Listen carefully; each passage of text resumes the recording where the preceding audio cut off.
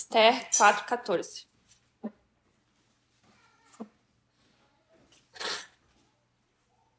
Certinho?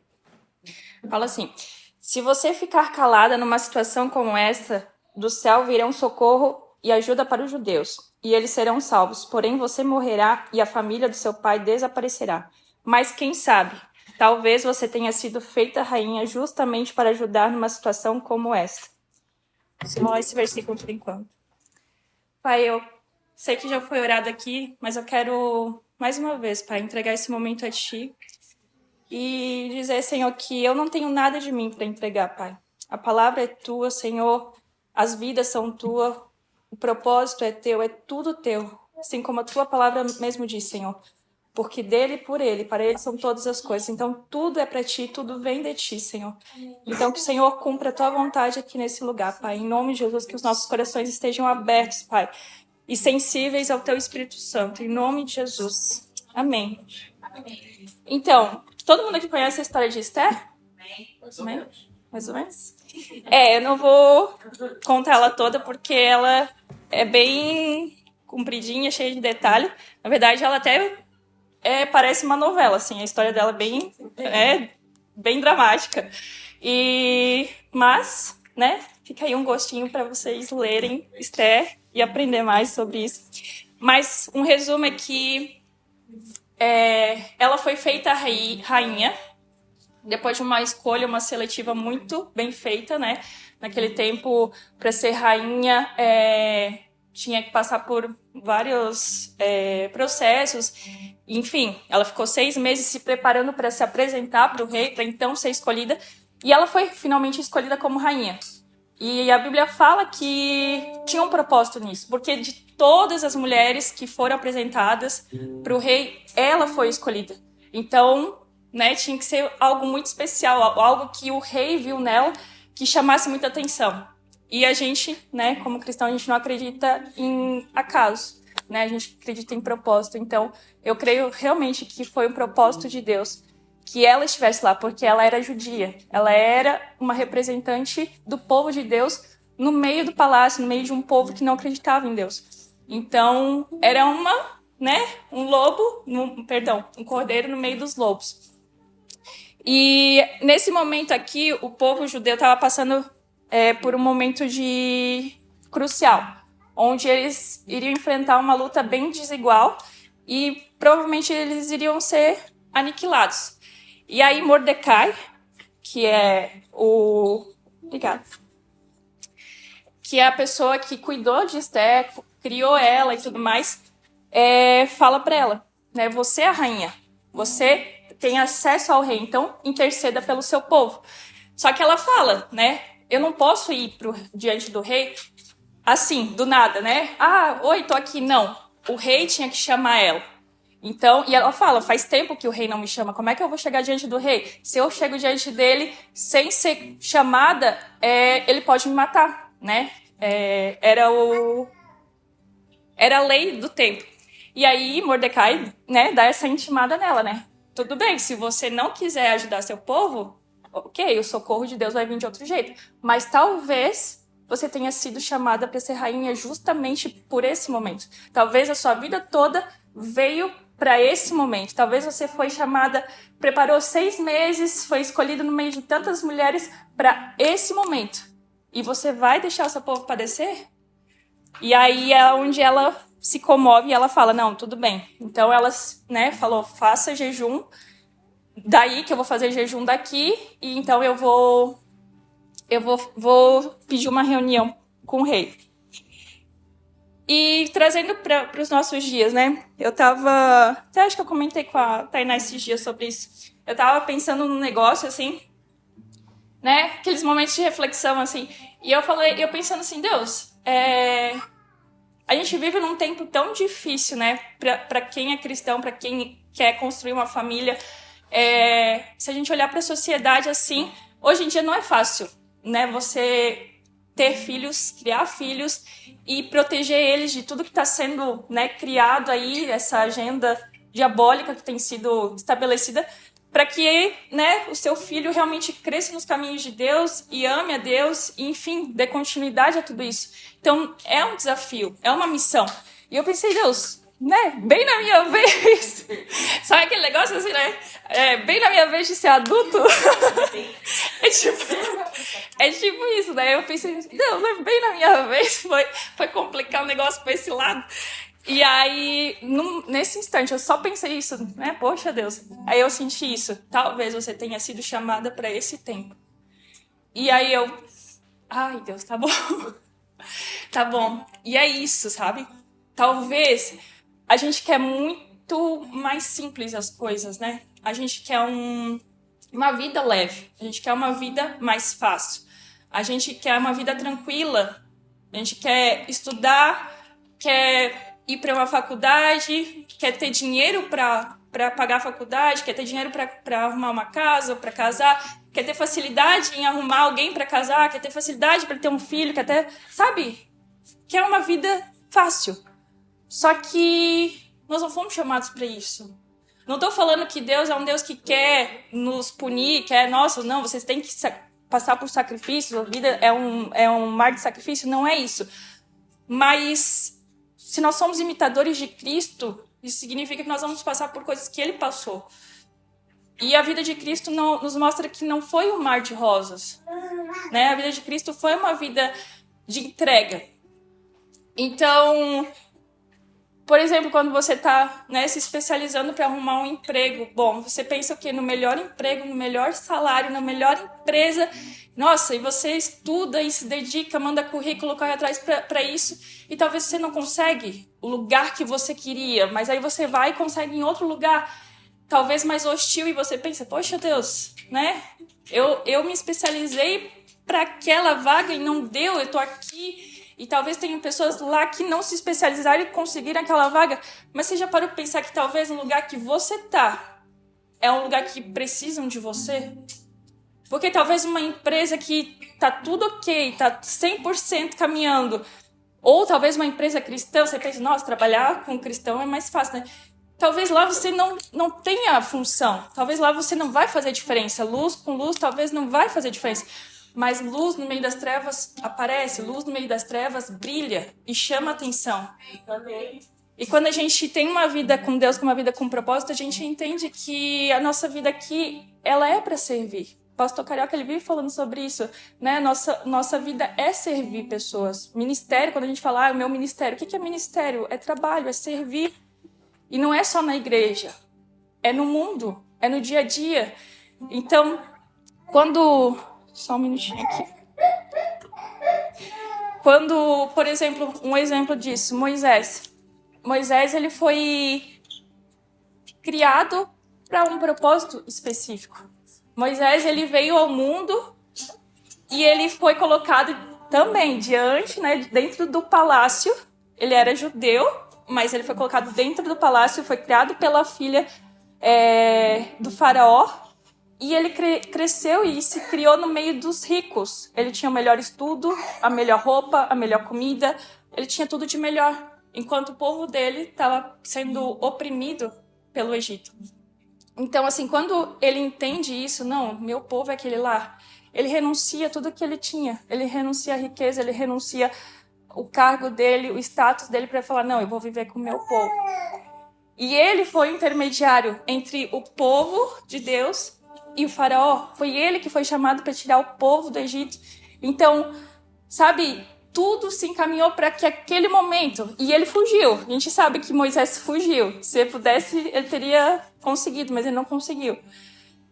Ele fugiu. E a gente é assim. Muitas vezes a gente foge do nosso chamado, foge. Deus fala, não, eu quero você aqui. Não, Deus, aí é muito difícil. Não, Deus, eu não tenho capacidade. Não, Deus, eu não sei falar. Não, Deus, tem gente que vai rir de mim, tem gente que é mais preparada. Não, Deus, eu não... Não. Mas a gente sabe que a gente não vai sossegar, a gente não vai ter, digamos, paz ou plenitude enquanto a gente não obedecer a Deus, quando a gente não disser, tá bom, Senhor, realmente, eu aceito isso. Eis-me aqui. E tudo isso, né? Como Moisés, por exemplo. Perdão.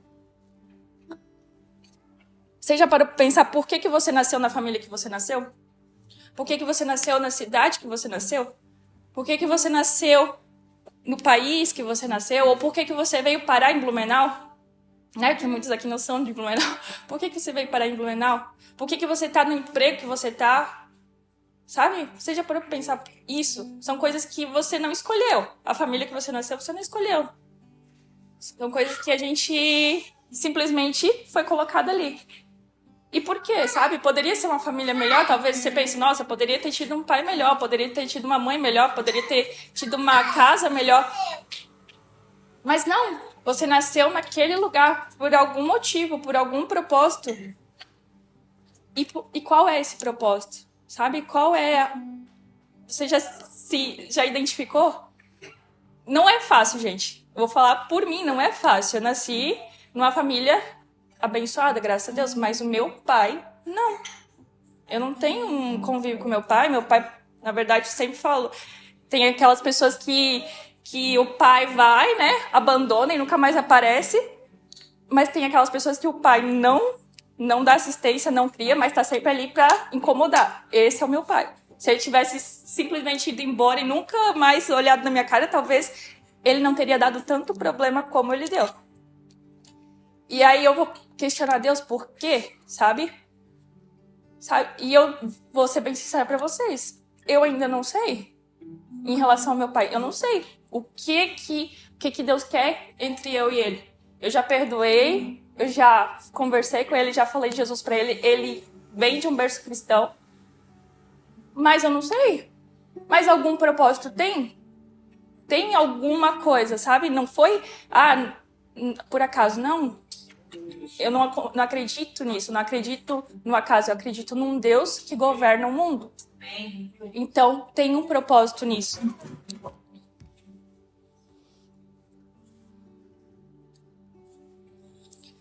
E eu fico pensando que, assim, às vezes a gente...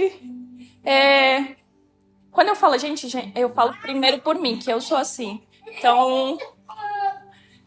Então não pensa que é, né, só pra ir, mas principalmente pra cá. Eu vou diante de Deus e eu falo, Deus, eu quero uma resposta, né? A gente tá passando por algo, Deus, eu quero uma resposta. Deus, eu quero um milagre. Deus, eu preciso de um milagre. Deus, eu preciso de uma intervenção sua. Eu preciso que o Senhor fale comigo hoje. Eu preciso, sabe, usa alguém pra falar comigo. Usa o Douglas hoje pra falar comigo. Usa alguém pra falar comigo. Pelo amor de Deus, eu preciso te ouvir. Mas você já parou pra pensar que talvez Deus queira que você seja a resposta pra alguém? Que você seja um milagre na vida de alguém? E muitas vezes muitas vezes as pessoas são milagre na nossa vida e elas nem sabem. Tem pessoas aqui que realmente foram resposta de Deus na minha vida e talvez vocês nem sabem. E às vezes a gente tá sempre, Deus, eu quero. Deus, eu preciso de ti, enche a minha vida, transborda a minha vida, Espírito Santo me enche, tá, mas calma aí. Pra que você quer ser cheio do Espírito Santo? Sabe, pra ser um obeso espiritual? De só comer, sentar na mesa do Pai e comer até se fartar aí. Nossa, né? Hoje o jantar tava bom. Mas aí você olha assim, tem pessoas que não sentaram à mesa. Tem pessoas que não que elas não têm direito, mas elas não sabem que elas têm direito à mesa. Elas ainda não descobriram o caminho da mesa. E talvez essas pessoas, a única imagem que elas vão ter de Deus, o único contato que elas vão ter de Jesus somos nós. Talvez na sua empresa não tenha mais nenhum cristão. Talvez você trabalhe do lado de uma pessoa que não tem nenhum acesso a Cristo, porque não tem referência. E talvez você seja a única imagem de Cristo que ela vai ter. E aí, às vezes, a gente fica 8 horas do lado de uma pessoa sem abrir a boca. Ou pior, se abre a boca, às vezes é para murmurar, para reclamar. E eu não tô falando de chegar do lado da pessoa, né, no meio do trabalho e começar a descascar a Bíblia, falar de Jesus. Não, porque, né, a gente tem que ser prudente. Mas é ouvir, sabe? O que tá acontecendo? A gente sabe. A gente começa a conviver com as pessoas, a gente sabe quando elas não estão bem. Olha, eu não sei o que tá acontecendo com a sua vida. Se você não quiser se abrir, tá tudo certo. Mas se você quiser, eu tô aqui pra te ouvir. Ou então, sei lá, fazer alguma coisa. Eu trouxe né? Eu trouxe um pedaço de bolo aqui pra você porque eu vi que você gosta de chocolate, você gosta de bolo. E a pessoa talvez nunca ganhou nada. Eu conheço pessoas, né, que falam assim, eu nunca ganhei, no meu aniversário, nunca ganhei um bolo. E isso, né, é uma ferida que a pessoa tem. E, poxa, sabe, o que tem de mais você fazer um bolo para aquela pessoa? E aí você vai criando caminhos para mostrar Jesus, porque a gente não mostra Jesus só quando a gente fala declaradamente, Jesus te ama, Jesus morreu por você. Não, a gente mostra Jesus quando a gente é Jesus encarnado. Quando a gente tem ações que Jesus teria. E o mais interessante é que no final ali do versículo, ela aceita, né? Ela fala... Esther enviou Mordecai a seguinte resposta: vai, reúna todos os judeus que estiverem em Suzã, e todos vocês jejuem e orem por mim. Durante 3 dias não comam nada e nem bebam nada, nem de dia nem de noite. Eu e as minhas empregadas também jejuaremos. Depois irei falar com o rei, mesmo sendo contra a lei. E se eu tiver que morrer por causa disso, eu morrerei. Então, no começo, ela lavou as mãos. Ela falou, não, eu não posso fazer isso.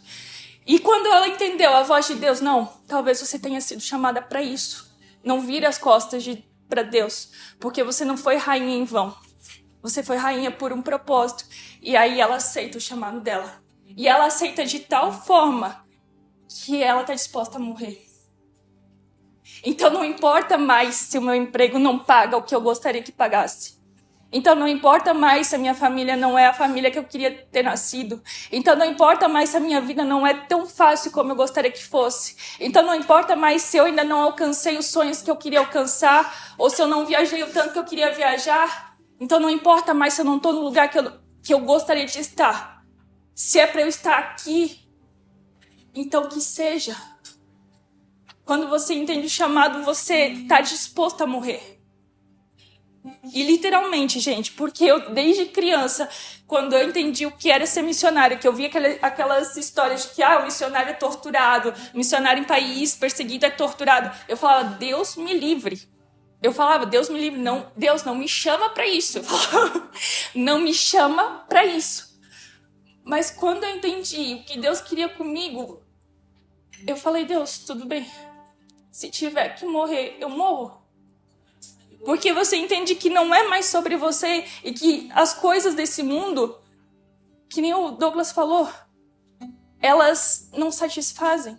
Elas satisfazem momentaneamente. Você pode ter prazer, sim, se você não estiver seguindo o plano de Deus. Você pode ter prazer numa boa casa, num bom trabalho, num bom carro, numa boa família. Você pode alcançar coisas boas e que não são pecados aqui na terra. Mas talvez você não está vivendo o que Deus queria que você vivesse. E você pode ter certeza que você sempre vai ter um vazio. Porque a gente só é pleno quando a gente obedece à voz de Deus. A gente só é pleno quando a gente está no lugar que Deus nos colocou. Talvez você já até experimentaram isso, mas não tem, sabe, satisfação maior do que você ser resposta de Deus na vida de alguém. Não tem satisfação maior do que você saber que, sabe, Deus te chamou e a obra é dele, é ele que faz, mas você tá ali com ele.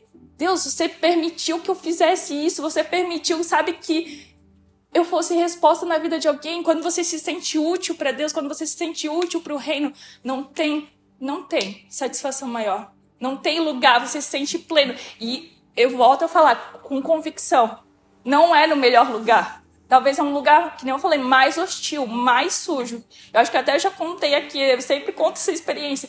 O lugar que eu me senti mais plena, mais tipo assim, nossa, eu tô no lugar certo, na hora certa.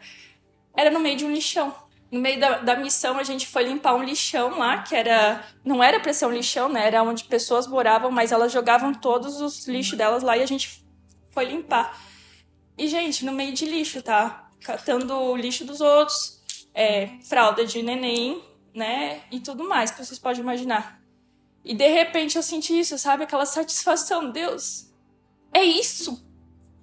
É isso. Eu estudei, eu fiz faculdade, mas, sabe, para algo, e eu não tô vivendo isso, mas é isso. Não importa o quanto eu estudei, não importa o que eu deixei de ganhar, não importa o salário que eu estava ganhando, não importa.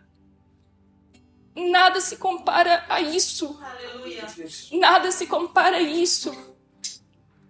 E por isso que eu quero te incentivar. Talvez você não consegue achar o rumo da sua vida, talvez você não se sente perdido, né, ministerialmente ou profissionalmente, enfim. Mas quando você entender a voz de Deus, sabe? E você realmente obedecer a voz de Deus, por mais difícil que seja, você pode ter certeza que Ele não vai te desamparar. E você pode ter certeza que você vai encontrar alegria ali e satisfação plena. Sabe, assim como Paulo fala quando ele tá para morrer, né? As palavras dele são lindas. Ele fala, eu cumpri meu chamado. Sabe, a carreira que foi proposta eu cumpri. Porque ele estava pleno, ele estava satisfeito. Estevão estava sendo morto, apedrejado. E ele estava rindo. E a luz de Cristo brilhava nele. Então, nós temos exemplo suficiente para entender isso. Para crer que a nossa vida aqui não é para nós mesmos. Que não é para, sabe? Porque se for, é muito pequeno. Se for para eu, né, viver para mim mesmo, se for para eu ter uma família para mim, se for para eu ter um emprego para mim, se for para eu conquistar coisas materiais para mim, e aí chega um momento, morre, e aí? O que aconteceu? O que eu fiz? Sabe? Quantas vidas eu toquei? O que as pessoas podem falar de mim? O que as pessoas, sabe, foram impactadas com a minha vida? É muito pequeno. E talvez você pense, mas eu não sou digno. Eu não sou digno de carregar isso. Eu não sou digno. E aí eu vou te levar pro livro de 2 Coríntios.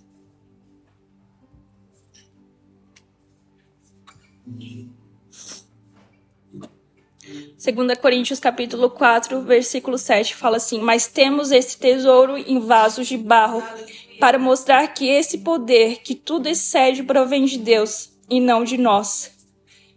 É isso. Nós somos vasos de barro, que carregamos um tesouro. E eu pode ter certeza que eu não me sinto digna de estar aqui. Eu não me sinto digna de carregar a palavra de Deus. Mas Ele chamou. Ele chamou, e como eu falo sempre, tem pessoas melhor, tem pessoas mais letradas, tem pessoas que sabem se comunicar melhor, tem pessoas que sabem prender mais atenção, tem pessoas que, sabe, são mais estudiosas. Mas eu não posso fazer nada se Ele me chamou. E você também não pode fazer nada se Ele te chamou. Porque Deus é especialista em chamar os improváveis. Deus é especialista nisso. Aquele que talvez ninguém olhe.